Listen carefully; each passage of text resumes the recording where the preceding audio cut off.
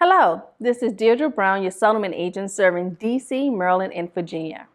Today we're going to discuss GCAAR Form 921, the Condominium Seller Disclosure Resale Addendum for District of Columbia. The version we are looking at today is dated January 2017. This form is recommended for listing agreements but required for the regional sales contract when the purchase is a condominium.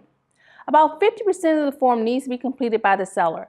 Therefore, it is good practice to complete this form at the time of listing and include it with the seller disclosures.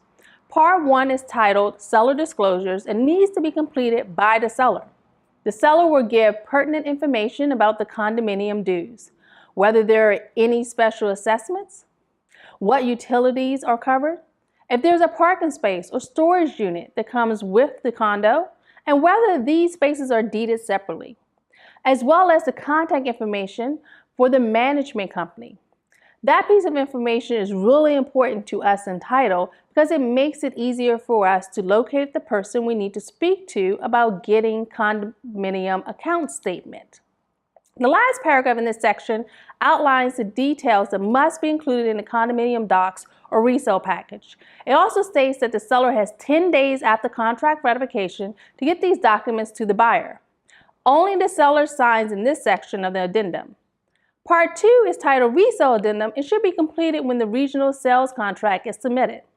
If there's a special assessment that currently exists or has been levied but not collected, the buyer and seller must agree as to whom will make the payment. The last paragraph is the right to cancel paragraph. It states that the buyer has 3 business days after receipt of the condominium documents to cancel the contract. If the condominium documents were given before ratification, so maybe the listing agent has included them with the seller disclosures, the 3 business days start after the date of ratification. If the seller fails to give the buyer the documents within the 10-day time frame, the buyer can call the contract void up until they receive the condominium documents. The last sentence is very important. The buyer has no right to cancel the contract after settlement has taken place. Seller and buyer sign in this section of the addendum. If you have more title-related questions, reach out to me at closewithd.com.